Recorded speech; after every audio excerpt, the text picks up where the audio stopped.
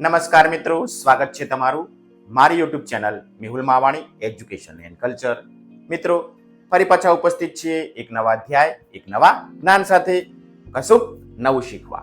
આજે મિત્રો આપણે શીખવાનું છે તે છે ધોરણ 6.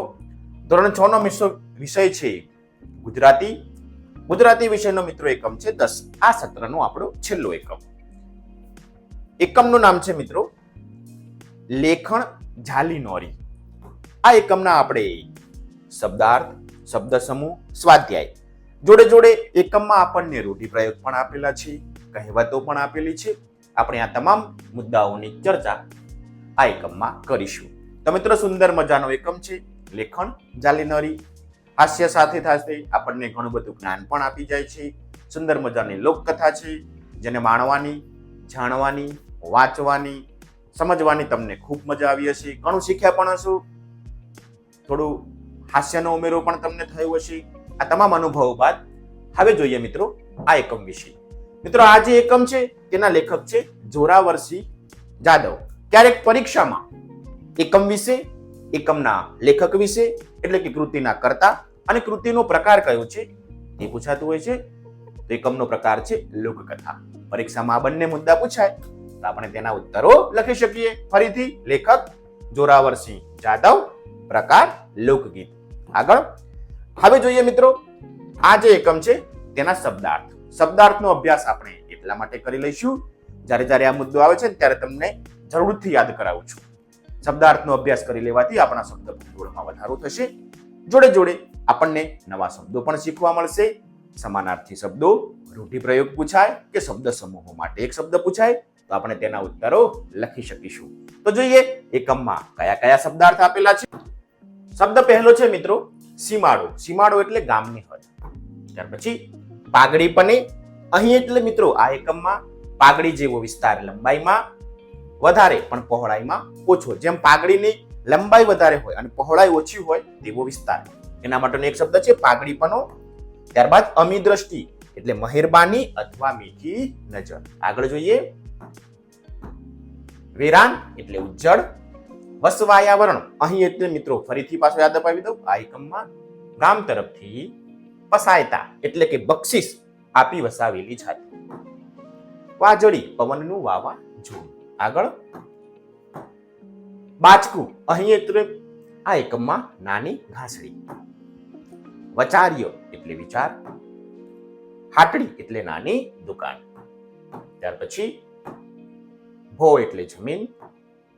મૌર્ય અહીં એટલે ફરીથી પાછું આ એકમમાં પહેલા. સંધ્યા અહીં એટલે હવે તમને ખ્યાલ આવી ગયો, બળદની એક જાતિ. ત્યાર પછી પાણિયારા એટલે બળવાન. નરાતર એટલે પ્રથમ અથવા નરી. સંધાય બધા જ સૌ.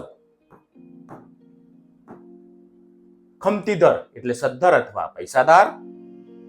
ખોરડું ખોલી, ઓરડી, માટીની ભીતનું નાનું ઘર, જેના માટે ગામડામાં એક શબ્દ છે ખોરડું. સોસરો આરપાર જવું, અહીં વચ્ચે થઈને. ગડીસાત તરત લગી સુધી. કેવું સુંદર, તરત લગી સુધી. વેતરવું એટલે બગાડવું. મલાજો એટલે મર્યાદા. તો મિત્રો, આટલા શબ્દો આપણને આ એકમમાં આપેલા છે સમાનાર્થી. આપણે તેનો અભ્યાસ કરી લીધો. હવે શબ્દ સમૂહો માટે એક શબ્દ. મિત્રો, શબ્દ સમૂહો માટે એક શબ્દ અંગે તમને સ્પષ્ટતા કરી દઉં તો આ એકમમાં જે શબ્દ સમૂહ આપણને આપેલા છે તે સિવાય એકમમાંથી અન્ય જે શબ્દ સમૂહો મળે છે આપણને તે પણ અહીં આપણે નોંધેલા છે. જોડે જોડે 1 થી 10 પાઠ માટે શબ્દ સમૂહો માટે એક શબ્દનો વિડીયો અડગથી બનાવીને આપણે આ ચેનલ ઉપર મૂકેલો છે. તો તમારે તે વિડીયોને જોવો હોય તો તમે ચેનલ પેજ ઉપર જઈ તે વિડીયોને જોઈ શકો છો. અત્યારે આપણે આ જે એકમમાં શબ્દ સમૂહો છે તેને જોઈ લઈએ. શબ્દ પહેલો છે મિત્રો મૃત્યુની જાણ કરાતો પત્ર. તેના માટેનો એક શબ્દ કાળોતરી. આગળ મરણ પછી 12ના દિવસે થતી વિધિ. મરણ પછી 12મા દિવસે થતી વિધિ, તેના માટેનો એક શબ્દ છે કારજ. ત્યાર પછી ગામની હદ જ્યાં લાગતી હોય, જ્યાં પૂરી થતી હોય ત્યાં સીમાડો. આગળ જોઈએ પાઘડીના જેવો વિસ્તાર, તો આપણને ખબર જ છે પાઘડી બનો. ત્યાર પછી ગામ તરફથી પસાયતા એટલે બક્ષીસ આપીને વસાવેલી જાતિ. તો મિત્રો આપણે શબ્દાર્થમાં હમણાં જ જોયું વસવાયા વરણ. ત્યાર પછી આગળ જોઈએ પવનનું વાવાઝોડું, તેના માટે પણ એક સુંદર શબ્દ આપ્યો હતો વાછડી. આગળ નાની ઘાસડી, એકમમાં શબ્દ હતો મિત્રો બાચકો. માટીની ભીતનું નાનું ઘર, એના માટે પણ મિત્રો એકમમાં શબ્દ હતો ખોરડું. ત્યાર પછી તરત લગી સુધી, સુંદર જવાબ છે ઘડી સાથ. તો મિત્રો આટલા આપણને શબ્દ સમૂહો માટે એક શબ્દ આ એકમમાંથી નીકળે છે, જેનો આપણે ચિતાર મેળવી લીધો. તમે પણ યાદ રાખી લેજો, પરીક્ષામાં પૂછાય અથવા શબ્દ ભંડોળ માટે તમને ઉપયોગી થશે. ચલો હવે આગળ મિત્રો હવે જોઈએ રૂઢિપ્રયોગ. આ એકમમાં આપણને રૂઢિપ્રયોગો ઘણા બધા આપ્યા છે. રૂઢિપ્રયોગનો અભ્યાસ પણ કરી લઈશું, જોડે જોડે એ રૂઢિપ્રયોગનું વાક્ય પણ શીખી લઈશું. વાક્ય તમે તમારી રીતે બનાવીને લખી શકો છો. અહીં તો મેં માત્ર નમૂનારૂપ વાક્ય મૂકેલું છે, પણ રૂઢિપ્રયોગ અને તેનો અર્થ એ મગજમાં ઉતારી દેજો. જોતા જઈએ. ઉચાળા ભરવા, અર્થ ઘર બાર ખાલી કરીને નીકળી જવું કે ભાગવું. જોઈએ વાક્ય પ્રયોગ. વેપારમાં ખૂટ જતા વેપારીએ ઉચાળા ભરી લીધા. આગળ પગરણ માંડવા, અર્થ શરૂઆત કરવી. વાક્ય પ્રયોગ આ પ્રમાણે. વરસાદ પડતા ખેડૂતોએ વાવણીની પગરણ માંડી. ચલો આગળ. બે પાંદડે થવું, અર્થ સુખી સંપન્ન થવું. વાક્ય વિશાલ શહેરમાં નોકરી કરી 2 પાંદડે થયો. તો મિત્રો આ રીતના વાક્યો તમે તમારી રીતે વિચારીને બનાવી શકો છો. વાક્યોને જો સમજશો તો તમને તેનો અર્થ સમજવામાં પણ સરળતા રહેશે. નેવાના પાણીએ હાથ ધોવા, કોઈની ઉદારતાનો દુરુપયોગ કરવો, એનો અર્થ એવો થાય. વાક્ય મામાએ ભણવા માટે આપેલ પૈસા રાહુલે ફરવામાં ખર્ચી નાખ્યા. આને કહેવાય નેવાના પાણીએ હાથ ધોવા. તો મિત્રો આ રીતે તેનું વાક્ય બનાવી શકાય. મનમાં ગાંઠ વાળવી, અર્થ નક્કી કરવું. દોડમાં પ્રથમ નંબર લાવવા માટે સરિતાએ મનમાં ગાંઠ વાળી કે આ વખતે તો દોડમાં પ્રથમ જ આવું છે. દાંડાઈ કરવી, અર્થ કામચોરી કરવી અથવા આળસ કરવી. વાક્ય પ્રયોગ નોકર કામમાં દાંડાઈ કરવા લાગ્યો. ચલો આગળ. વહાણા વાઈ જવા, તો મિત્રો અર્થ થશે સમય જતો રહેવો. વાક્ય જોઈ લઈએ. મંદિર બન્યાને વર્ષોના વહાણા વાઈ ગયા. આગળ વધીએ. લાગમાં આવવું, અર્થ તક મળવી, બરાબર કબજામાં આવવું. વાક્ય પ્રયોગ આજે ચોર પોલીસને બરાબર લાગમાં આવ્યો. ત્યાર પછી તેડું મોકલવું, અર્થ નોતરું મોકલવું અથવા બોલાવવું. વાક્ય પ્રયોગ હરખચંદને બોલાવવા માટે તેડું મોકલ્યું. ભો ખોતરવા માંડવું, અર્થ નીચું જોઈને ઊભા રહેવું. વાક્ય પ્રયોગ જવાબ ન આવડતા છોકરા ભો ખોતરવા માંડ્યા. આગળ. અક્કલનું તાળું ઉઘડવું, અર્થ બુદ્ધિ આવવી. વાક્ય પ્રયોગ વડીલે સમજાવતા અક્કલનું તાળું ઉઘડ્યું. આગળ જોઈએ મિત્રો. હવે જોઈએ આ એકમની કહેવતો. રૂઢિપ્રયોગ તો આપણને આપેલા જ છે, જોડે જોડે કહેવતો પણ આપેલી છે કેટલીક, તેનો અભ્યાસ કરી લઈએ. કહેવત પહેલી છે કપાળમાં ઉગે વાળ તો ભાલમાં ઉગે ઝાડ. અર્થ આ પ્રમાણે થશે સાવ ઉજ્જડ, જ્યાં ઝાડ પાન જોવા ન મળે તેવું સ્થળ. આપણે વેથ નમીએ તો કોઈ હાથ નમે. અર્થ મિત્રો આ પ્રમાણે થશે થોડુંક માન આપીએ તો સામેથી વધુ માન મળે. આગળ જોઈએ. ઉજ્જડ ગામમાં એરંડો પ્રધાન. સુંદર કહેવત. તમે આ કહેવતને ક્યાંક સાંભળી પણ હશે. બહુ સારી વસ્તુ ના મળે ત્યાં ઓછી ખરાબ પણ આપણને સારી ગણાય. વાટકાન ને આવેશાન, અર્થ અનુભવી બધું સમજાય. મિત્રો આટલી કહેવત આપણને આપેલી છે, આપણે તેનો અભ્યાસ કરી લીધો. અને હવે જોઈએ એકમનું સ્વાધ્યાય. સ્વાધ્યાયના તમામ પ્રશ્નો આપણે જોતા જઈએ. પહેલો પ્રશ્ન આપણને ખ્યાલ જ છે. પ્રશ્ન 1, વાતચીતના જે પ્રશ્નો છે તે એકમના આધારે સમજી તમારા અનુભવના આધારે ઉત્તર આપવાના છે. જોતા જઈએ કયા કયા પ્રશ્નો પૂછેલા છે. પ્રશ્ન પહેલો છે, તમે ગાડું જોયું છે? ગાડાનો શો ઉપયોગ થતો હશે? તો મિત્રો ગામડામાં રહેતા હશો અથવા શહેરમાં તમે ક્યાંક ને ક્યાંક તો ગાડું જોયું જ હશે. તો ગાડાનો ઉપયોગ શું તે પણ લખવાનું છે. તો જે મારો અનુભવ છે મિત્રો એ તમને કહી રહ્યો છું. ઉત્તર આ પ્રમાણે લખીશું મિત્રો. હા, મારા ઘરે ગાડું છે. ગાડાનો ઉપયોગ ખેતીકામમાં, માલ સામાનની હેરફેર માટે તથા ટૂંકા અંતરની મુસાફરી માટે થતો હશે. તો મિત્રો ગાડાનો ઉપયોગ આ થાય. તમારા ઘરે ગાડું હશે, ખેતી કામ કરતા હશો તો, અથવા તમારી આસપાસ ગામમાં તો તમને ગાડું જોવા મળી જશે. પ્રશ્ન 2 છે મિત્રો, તમે કોઈને પત્ર લખ્યો છે? પત્ર લખવાનું કહું તો તમે કોને પત્ર લખશો એ તો મિત્રો તમને જ ખબર હોય. મારે પત્ર કોને લખવો છે તે ઉત્તર આ રહ્યો. તમને ગમે તેની ઉપર તમે પત્ર લખજો. હા, મેં પત્ર લખ્યો છે. જો મને પત્ર લખવાનું કહો તો હું મારા મામાને પત્ર લખીશ. એમ તમે કોને પત્ર લખશો એ તમારે ઉત્તરમાં લખવાનું. પ્રશ્ન 3 છે મિત્રો, કહળસંગ કે હરખચંદ કરતા તમારી બોલી અલગ પડે છે? કેવી રીતે? તો મિત્રો કહળસંગ અને હરખચંદ જે વિસ્તારમાંથી આવે છે તેના કરતા તમારો વિસ્તાર કદાચ જુદો પણ હશે, તો તેમની બોલી જુદી પડતી હશે. તો ઉત્તર આ રહ્યો. હા, કહળસંગ અને હરખચંદ કરતા મારી બોલી અલગ પડે છે. કારણ કે કહળસંગ કે હરખચંદ સૌરાષ્ટ્રના સીમાડાને અડીને આવેલા ભાલ પ્રદેશ અને કનેર પંથકના રહેવાસી છે, જ્યારે મારી બોલી ઉત્તર ગુજરાતની બોલી છે.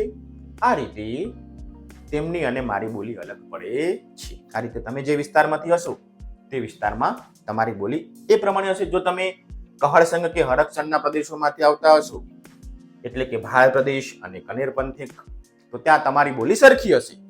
પણ જો એ વિસ્તારમાં નહીં હો તો તમારી બોલી અલગ પડતી હશે. તો આ પ્રમાણે ઉત્તર લખજો. ચલો આગળ. પ્રશ્ન 4, તમે વાંચેલી સાંભળેલી લોકકથાનું નામ લખો. મેં જે લોકકથા વાંચી છે ત્યારે તમે જે વાંચી હોય તમારી સ્કૂલની લાઇબ્રેરીમાંથી એ તમારે લખવાની છે. મેં સૌરાષ્ટ્રની રસ્તા લોકકથા વાંચેલી છે. હવે સંદેશો પહોંચાડવામાં વાર લાગે છે. શા માટે? તો મિત્રો હવે સંદેશો પહોંચાડવામાં બિલકુલ વાર નથી લાગતી. કારણ કે આજના ટેકનોલોજીના સમયમાં ઇન્ટરનેટની મદદથી તુરંત જ ઈમેલની મદદથી આપણે સંદેશો મોકલી શકીએ છીએ. મોબાઈલમાં પણ વોટ્સઅપ કે SMS થી આપણે સંદેશો મોકલી શકીએ છીએ. પહેલા વાર લાગતી હતી, હવે ટેકનોલોજી આવી ગઈ છે તો આપણે તેને સંદેશાને ઝડપથી મોકલી શકીએ. આગળ પ્રશ્ન છે 6, તમને ગીતો સાંભળવા ગમે? કેવા? મને મિત્રો ગીતો સાંભળવા આવા ગમે. હા, મને ગીતો સાંભળવા ગમે છે. મને શાંત અને કર્ણપ્રિય હોય તેવા ફિલ્મી ગીતો તેમજ ભજન કે ગરબા સાંભળવા ગમે છે. એમ તમને જેવા ગીતો ગમતા હોય એ તમે અહીં લખી શકો છો. પ્રશ્ન 7, આપણે ભણીએ નહીં તો શું થાય? આપણે વાર્તામાં જોયું આખા ગામમાં પેલા શેઠ જ ભણેલા હતા, તો કેવી પરિસ્થિતિ હતી તમે જોયું. જો તમે ભણેલા નહીં હોય તો શું થાય?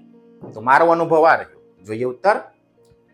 આપણે ભણીએ નહીં તો આપણને લખતા વાંચતા ના આવડે, જેથી આપણને જીવનમાં ઘણી સમસ્યાઓનો સામનો કરવો પડે. આપણને ગણતરી કરતા ન આવડે, જેથી છેતરાઈ જવાનો ભય રહી. નિરક્ષરતા આપણા જીવનની પ્રગતિને અવરોધરૂપ છે. એટલા માટે સરકારે મફત, ફરજિયાત અને સાર્વત્રિક શિક્ષણ આપણને અધિકાર પણ આપ્યો છે ને આપણી ફરજ પણ છે.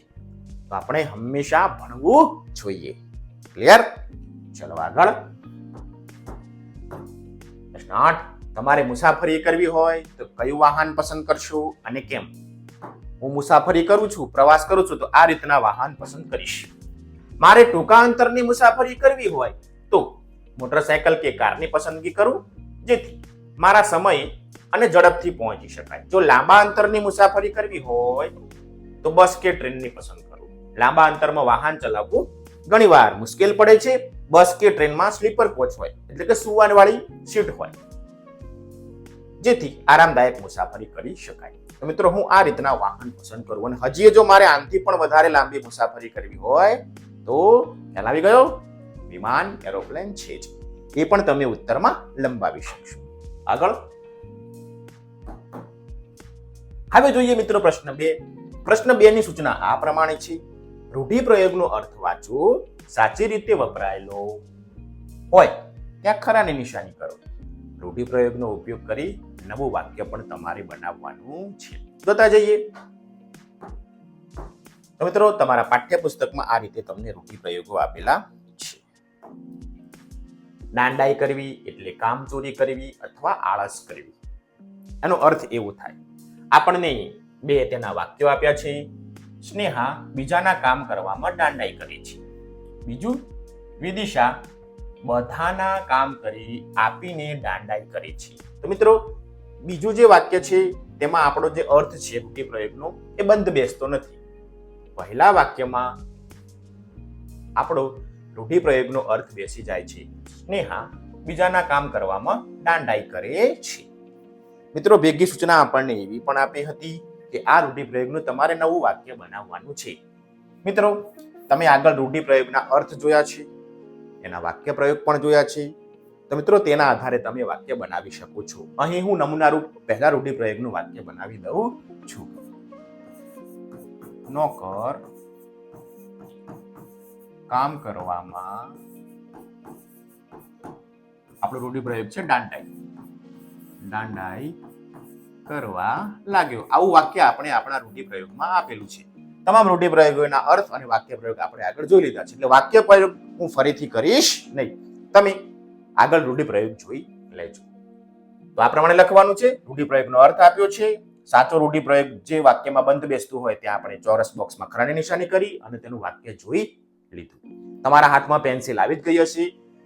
ઘડીએ ઘડીએ યાદ નહીં કરાવું. જ્યાં તમારે પેન્સિલ કામ કરવાનું છે ત્યાં તમારા હાથમાં પેન્સિલ હોવી જોઈએ. પેન્સિલ તમે કદાચ કંપાસમાંથી કાઢી લીધી હશે અને ના કાઢી હોય તો કાઢી લો. કાઢી લીધી? ચાલો, થઈ ગયું ખરો? હવે આગળ. વહાણા વાઈ જવા અર્થ સમય જતો રહેવો. આપણને 2 વાક્યો પાછા આપ્યા છે. અકબર બિરબલની વાર્તા સાંભળે વહાણા વાઈ ગયા. બીજું, મારે રોજ નાહવાની ટેવ પણ પપ્પા કહે તને નાહતો જોઈએ વહાણા વાઈ ગયા.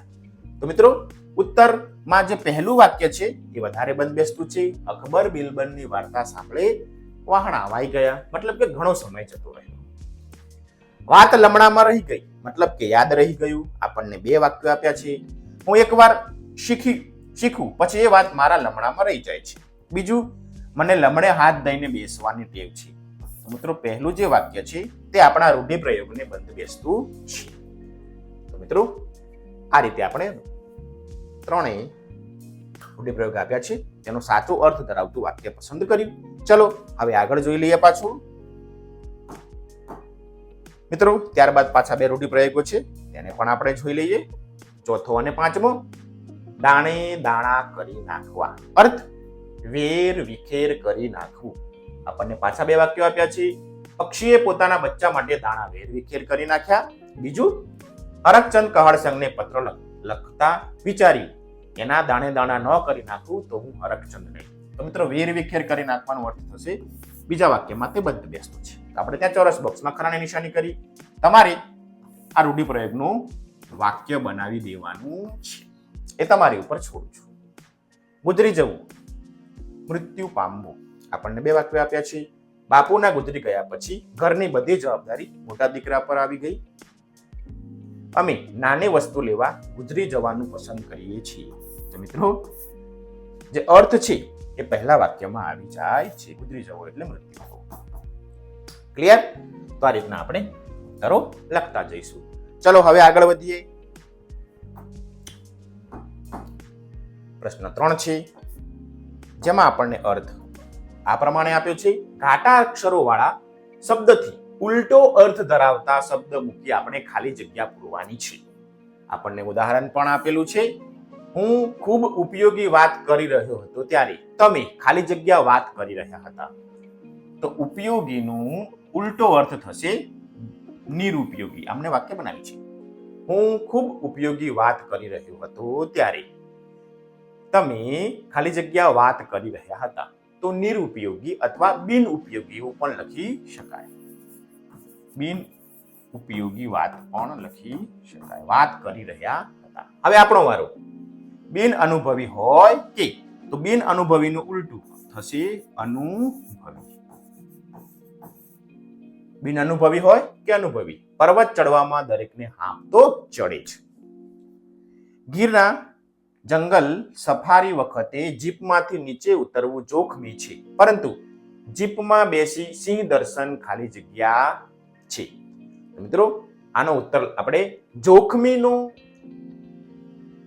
ઉલટો અર્થ ધરાવતો અર્થ લખવાનો થશે. તો ઉત્તર આ પ્રમાણે લખી દઈએ, બિન જોખમી. જોખમીનું ઉલટું બિન જોખમી. ચલો જોજો કામમાં કોઈ ચૂક ન થાય. તમારે આ કામ હવે ચૂકનું ઉલટો અર્થ અચૂક કરવાનું છે. ચલો આગળ. વાંચન એ જ્ઞાનથી ખાલી જગ્યા તરફ જવાનું, વાંચન એ અજ્ઞાનથી ખાલી જગ્યા તરફ જવાનું સેતુ છે. તો અજ્ઞાનનો વિરોધાર્થી અથવા ઉલટો અર્થ જ્ઞાન થશે. તો મિત્રો, આ રીતે ઉલટો અર્થ ધરાવતી આપણે ચારે ખાલી જગ્યાઓ પૂરી દીધી. તમારા હાથમાં યાદ આવી ગયું? પેન્સિલ હશે જ, લેખન કાર્ય કરી લેજો. ચલો હવે આગળ પૂછી નાખું છું. પ્રશ્ન આવ્યા ચોથું, જેની આપણને વાત આ પ્રમાણે કરી છે. ઉદાહરણ મુજબ વાક્યમાં દર્શાવેલ ભાવ લખવાનો છે. અહો, કેટલું મોટું ઘર! તો આપણને લાગી નવાઈ. લખી દીધી નવાઈ. ચલો હવે આપણને 1, 2, 3, 4 અને 5 વાક્યો આપ્યા છે. તેના માટે હર્ષ, ચાલાકી, વિનંતી, નિરાશા અને રીસ આવા 5 શબ્દો આપ્યા છે. તો કયા વાક્યમાં કયો ભાવ છે તે આપણે લખવાનો છે. જોઈએ. એક હળસંગ બાપલા, જરા આટલું બાજકું ગાડામાં મેલી દ્યો ને. તો મિત્રો, અહીં શું કર્યું છે આપણને ખબર છે. વિનંતી કરેલી છે. વિનંતી કોને કરી? તો હરકચંદ શેઠે.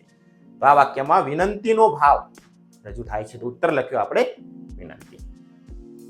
કોક દી ઉધાર લેવા આવીએ તો હાટડીએથી હેટા ઉધારી દો છો, એ સાંભળે છે? તો મિત્રો, અહીં શું લાગે છે? રીસ ચડી છે ભાઈને. કોને ચડી છે? તો કહળસંગને. કપાસિયાનો કોથળો માથે લઈને એ ભાંગેલ પગે બજારમાંથી પાછા ફર્યા. તો મિત્રો, અહીં આપણા શેઠને શું લાગી ગયું છે? નિરાશા. અહીં નિરાશાનો ભાવ પ્રગટ થાય છે. કહળસંગ તો મનમાં ને મનમાં હરખાય ને ગાડું હાંકે જાય. તો મિત્રો, ઉત્તર આવશે હર્ષ. કહળસંગને ખુશી થઈ કે આપણે હરકચંદ જોડે સાટું વાળી લીધું.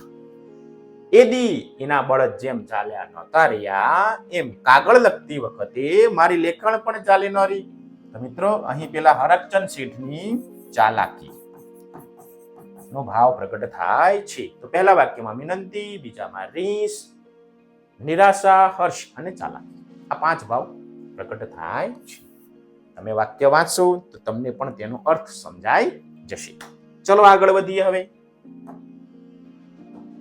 પ્રશ્ન નંબર છે 5. મિત્રો, અહીં સુંદર મજાનું કામ તમારે કરવાનું છે.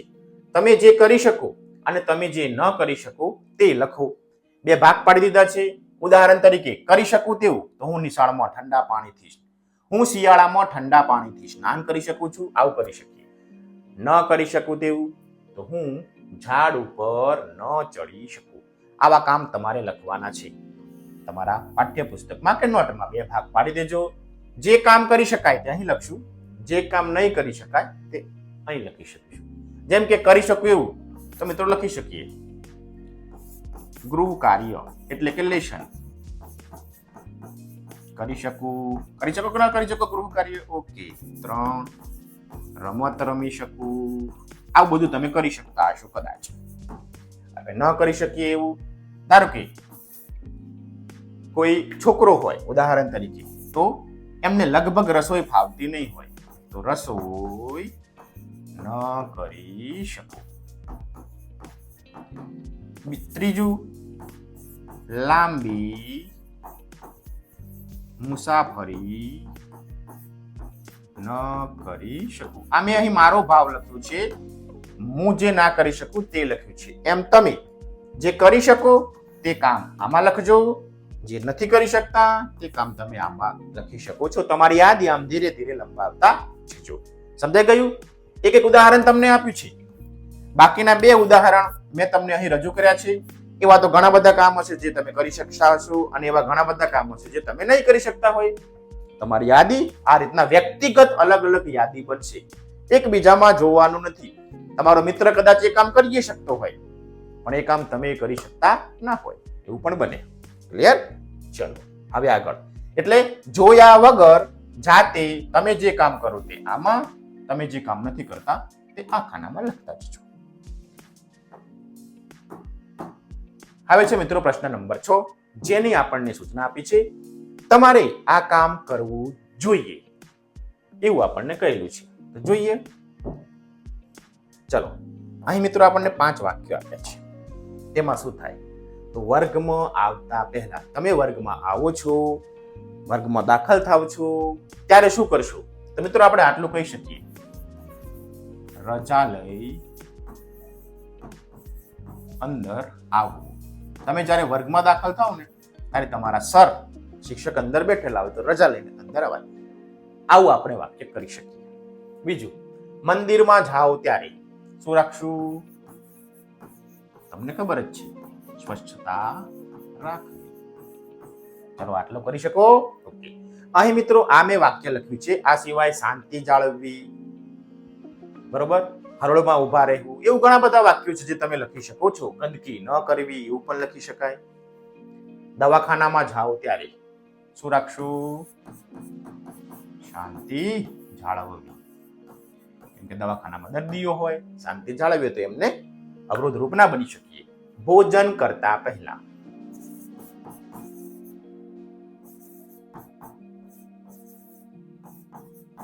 ખ્યાલ આવી ગયો?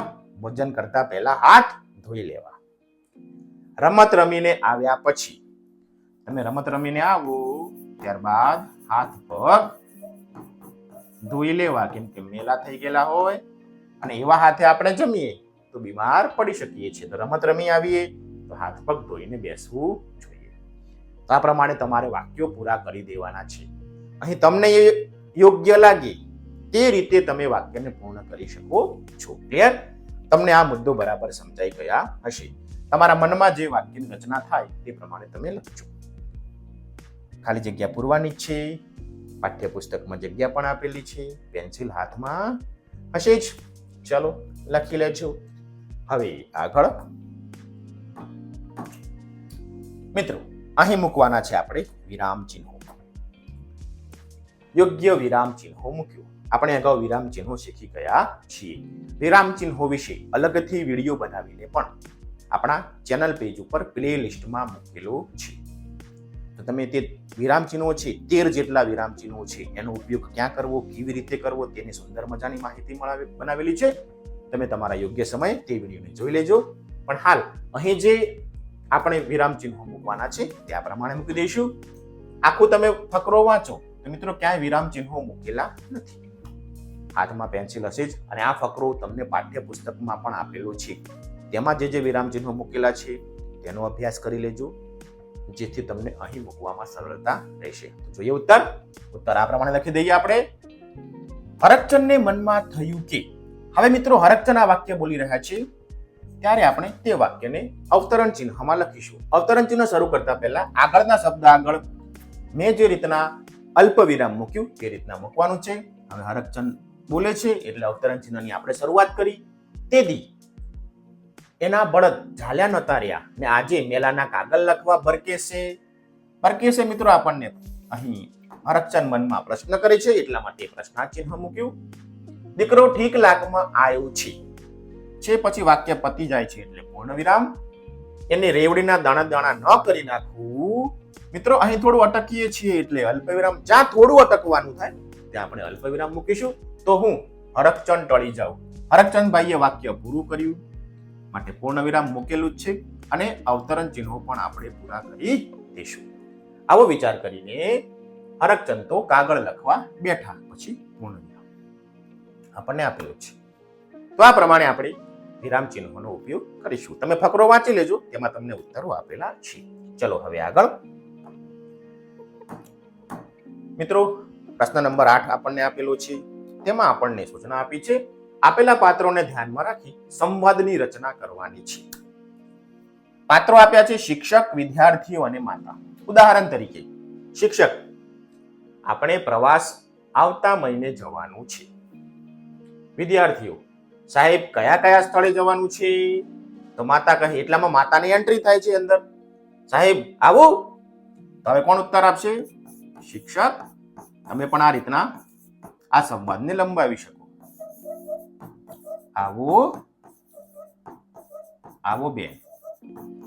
શાળામાં શિક્ષકને એક વિદ્યાર્થીના મમ્મી મળવા આવ્યા, તો શિક્ષકે તેમને આવકારો આપ્યો. હવે માતા સંવાદ કરશે. માતા કહે, સાહેબ, મારો મેહુલ કહેતો હતો કે પ્રવાસ જવાનું છે. તો શિક્ષક શું ઉત્તર આપશે? હા બેન, પ્રવાસ જવાનું છે. તો માતા કહેશે, પ્રવાસ કયા સ્થળે જવાનું છે? તેનો ખર્ચ કેટલો છે? તો શિક્ષક જવાબ આપશે, પ્રવાસ સૌરાષ્ટ્ર બાજુ જવાનો છે. એટલે કે પ્રવાસ સૌરાષ્ટ્રમાં લઈ જવાનો છે. 3 દિવસ 2 રાત્રિ. 3 દિવસ અને 2 રાત્રિનો પ્રવાસ છે, જેની ફી 1500 રૂપિયા રાખેલ છે. જેની ફી 1500 રૂપિયા રાખેલ છે. હવે મિત્રો, આગળ તમે કદાચ આ વાંચી લીધું હશે, જોઈ લીધું હશે અને લખી પણ લીધું હશે. મારી નોટનું પાનું ભરાઈ ગયું એટલે હું ભૂસી નાખું છું. તમારે લખવાનું થાય તો વિડીયોને પુશ કરીને સ્ટોપ કરીને તમે લખી શકો છો. હવે મિત્રો, શિક્ષક આવી ગઈ, માતાનો સંવાદ આવ્યો, શિક્ષક આવ્યો, માતાનો સંવાદ આવ્યો. શિક્ષકે પ્રવાસની વાત કરી દીધી. હવે સંવાદ આવશે માતાનો. આગળ જોઈ લઈએ.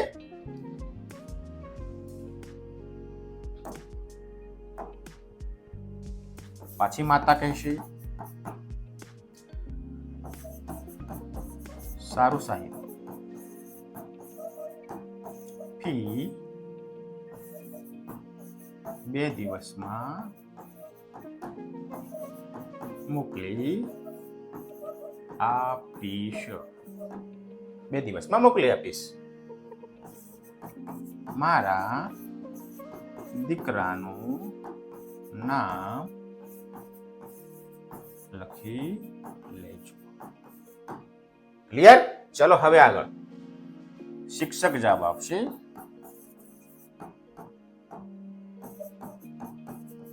સારું બેન, નોંધી લઈશ.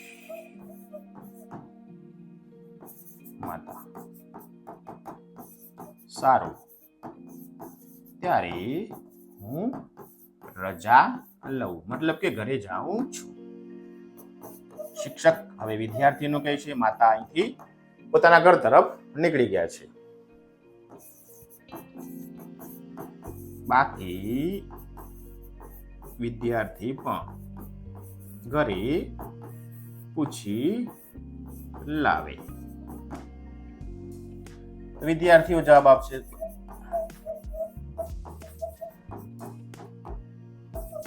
સારું સાહેબ, અમે ઘરેથી પૂછતા આવશું. તો મિત્રો, હજી પણ આ રીતના સંવાદ વધારી શકીએ. પાછા શિક્ષક કહેશે, ચાલો ત્યારે આપણે સૌરાષ્ટ્ર પ્રવાસમાં જે જે સ્થળો જોવાના છે તેની માહિતી પણ લઈ લઈએ. અને વિદ્યાર્થીઓ જોડે ચર્ચા કરશે. આમ સંવાદ મિત્રો તમારે જે લંબાવવો હોય તો લંબાવી શકીએ છીએ, પરંતુ અહીં આપણું જે હાથ છે પ્રવાસ જવાનો તે પૂરો થઈ જાય છે, એટલા માટે આપણે આ સંવાદને અહીં અટકાવી દીધો છે. આ રીતના તમે તમારી જાતે પ્રયત્ન કરીને સંવાદ આગળ વધારી શકો છો અથવા આ નમૂનારૂપ સંવાદ તમે જોઈ શકો છો. તમને પ્રશ્ન બરોબર સમજાઈ ગયો હશે. ચલો હવે આગળ વધીએ. મિત્રો આવે છે પ્રશ્ન નંબર 9, જેની આપણને સૂચના આપી છે પ્રશ્નોના જવાબ લખો. એકમના આધારે ઉત્તર લખતા જઈએ. પ્રશ્ન નંબર 1 છે, હરકચંદ શેઠે કાળોતરી ન લખી આપી હોત તો શું થાત? આ રહે ઉત્તર. હરકચંદ શેઠે કાળોતરી ન લખી આપી હોત તો કહળસંઘને તેના બાપુના મૃત્યુના સમાચાર તેના કુટુંબીજનોને પહોંચાડવામાં ઘણું મુશ્કેલ સાબિત થાત, કારણ કે તેમના ગામમાં હરકચંદ શેઠ સિવાયના બધા માણસો અંગૂઠા છાપ હતા, આવું કહી શકાય. અને મિત્રો બીજું કારણ એ પણ બનશે, જો હરકચંદે આ કાળોતરી ના લખી હોત, અન્ય કોઈ બીજા ગામના વ્યક્તિ જોડે કાળોતરી લખાવી હોત તો તેના જે પરિવારજનો છે, સગા સંબંધીઓ છે, તો એક દિવસમાં આવી જત. આમ અલગ અલગ 7 દિવસ આવત નહીં, એવું પણ બની શકે. 2 ઉત્તરો થઈ શકે. એક ઉત્તર આ થશે અને બીજો ઉત્તર જે પેલા કહળસંઘના ઘરે મહેમાનો તારીખ અલગ અલગ લખવાથી અલગ અલગ દિવસે આવ્યા, તે ઘટના ના બની હોય. તો 2 રીતે મિત્રો આ પ્રશ્નનો ઉત્તર લખી શકાશે. તમને બરાબર સમજાઈ ગયું છે. અહીં એક રીતેથી ઉત્તર જે લખાય તે મેં લખ્યું છે. હવે આગળ પ્રશ્ન 2, કહળસંઘે બાચકું લેવાની શા માટે ના પાડી હશે? કહળસંઘ કોક દિવસ શેઠ હરકચંદની હાટડીએ એટલે દુકાને ઉધાર લેવા જતા, ત્યારે શેઠ તેને હાટડીએથી હેઠે ઉતારી દેતા. આથી જ્યારે શેઠને 2 મણનું કપાસિયાનું બાચકું મૂકવા ગયા, ત્યારે શેઠને રઝાળવાનો વિચાર કરીને બળદ ચાલ્યા રહેતા નથી એમ કહીને કહળસંઘે બાચકું લેવાની ના પાડી. આ રીતના ઉત્તર લખી શકીએ.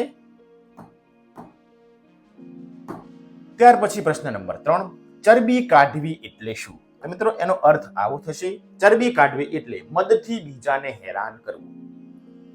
કોઈ વ્યક્તિ એવો હોય એને આપણે હેરાન કરવું, એનો અર્થ થાય ચરબી કાઢી નાખવી. ઘણીવાર તમને ક્યાંય સાંભળ્યું પણ હશે કે તારી ચરબી કાઢી નાખીશ, એટલે એને હેરાન કરવાનો અર્થ અહીં સંબોધનમાં છે. તો આ રીતના આપણે ઉત્તર લખીશું.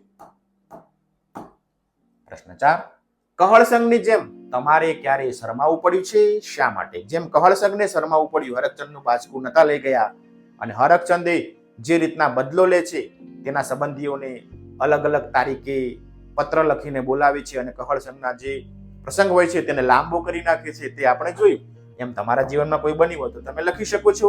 એટલા માટે ઉત્તર લખ્યું છે, વિદ્યાર્થીઓને પોતાનો અનુભવ લેવાનો છે અહીં. એટલા માટે મેં પ્રશ્ન ખાલી રાખ્યો છે. તમારા જીવનમાં આવું કહળસંઘ જેવું બન્યું હોય, તમે કોઈને ના પાડી હોય અને પછી એ વ્યક્તિએ તમારું કામ બગાડ્યું હોય, એવું બન્યું હોય, એ તમારે અહીં લખવાનું છે. એટલા માટે મેં અહીં બાકી રાખ્યું છે. ચલો આગળ.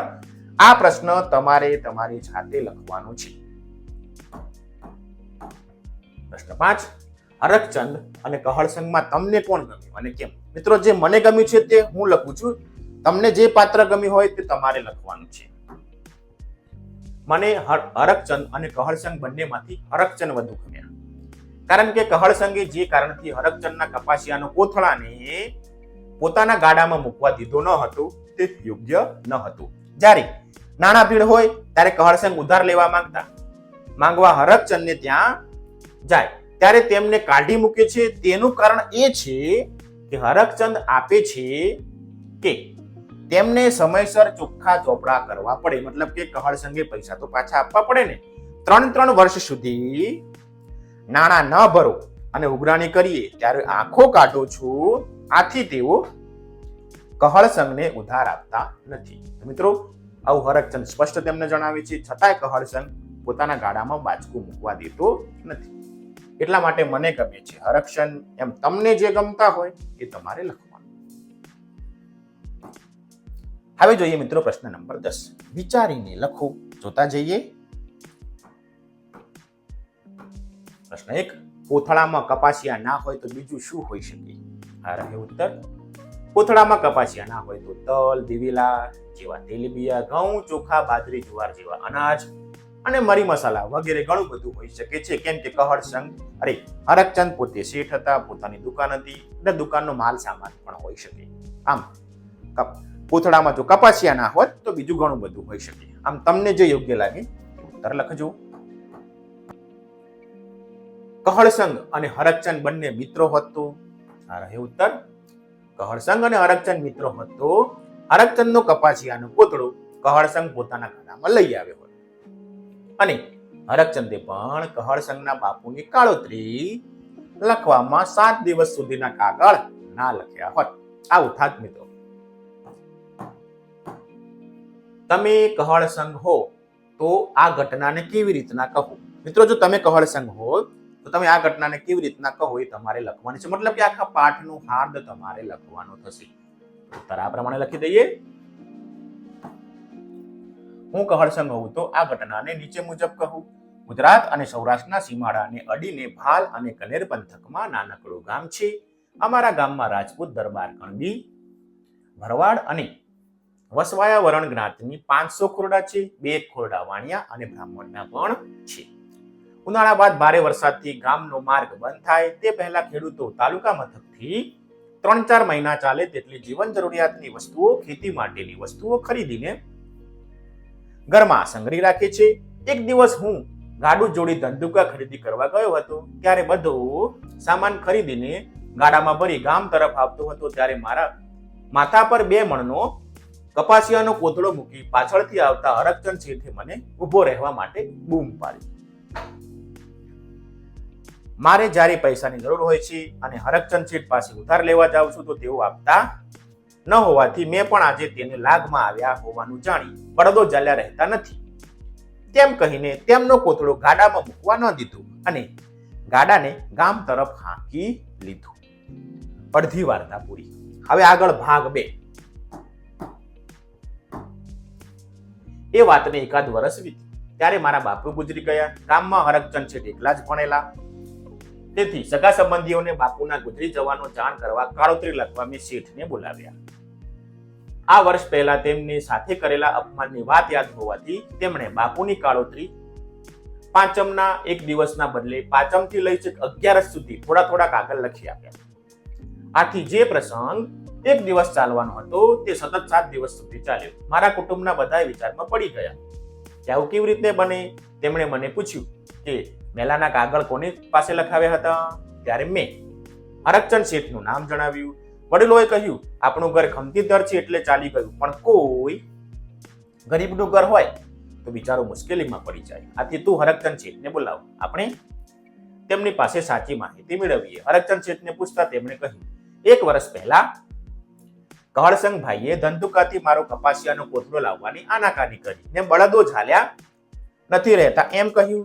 તેથી તે વાતનો બદલો લેતી વખતે કાળોતરી લખતા મારી કલમ ઝાલી ન રહી અને 7 દિવસના કાગળ લખાઈ ગયા. આથી કુટુંબના વડીલોએ હરકચંદભાઈને ઠપકો આપતા કહ્યું કે મોતનો આજ નહીં તો કાલ સૌને આવવાનું છે.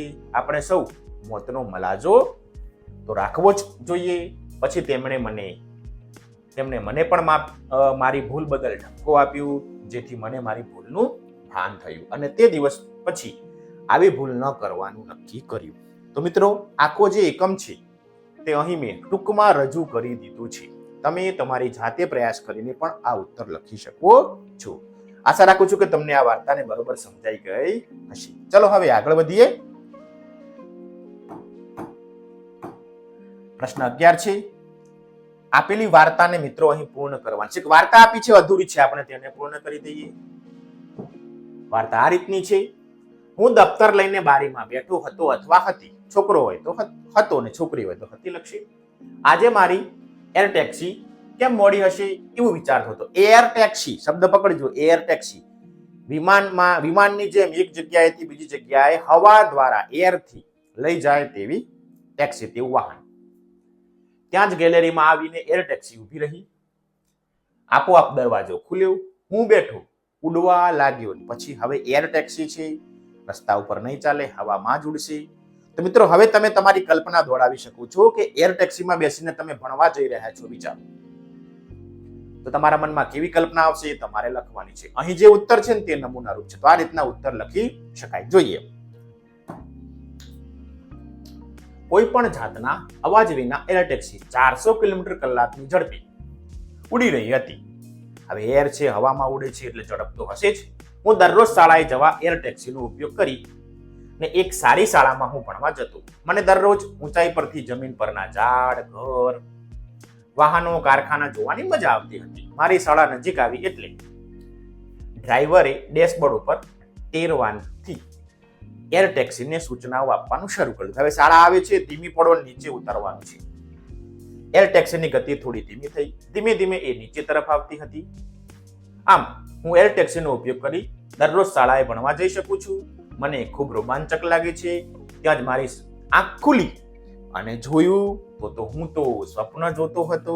આમ સ્વપ્નમાં એર ટેક્સીમાં બેસવાની ખૂબ મજા આવી. તો મિત્રો, આ રીતે તમે વાર્તાને લંબાવી શકો છો. ક્લિયર? ચલો હવે આગળ વધીએ. તમે પણ એર ટેક્સીમાં બેસજો. તમારે એર ટેક્સીને જ્યાં લઈ જવી હોય ત્યાં લઈ જજો અને ફરતા ફરતા તમારે જે વિસ્તાર જે જોવું હોય તે તમે જોઈ શકો છો. ચલો આગળ. મિત્રો, હવે છે આગળનો પ્રશ્ન નંબર 12, જેની આપણને સૂચના આપી છે ચર્ચા કરો. કયા વિષય ઉપર તે જોઈએ? અજાણી વ્યક્તિ કે વસ્તુ આપણને નુકસાનકારક નથી તે આપણે કઈ રીતના જાણી શકીએ? તો મિત્રો, અજાણી વ્યક્તિ હોય તેનો હાવભાવ, તેની કામ કરવાની પદ્ધતિ, તેની જોડે કયા કયા સાધનો છે, વસ્તુ શું છે, તે જોઈને આપણે અનુમાન લગાવી શકીએ કે આ વ્યક્તિ આપણા માટે નુકસાનકારક છે કે ફાયદાકારક. મિત્રો, આના માટે આપણો અનુભવ, વડીલોની સૂચનાઓ ખૂબ જરૂરી છે કે અજાણી વ્યક્તિ આપણા માટે નુકસાનકારક છે કે નહીં.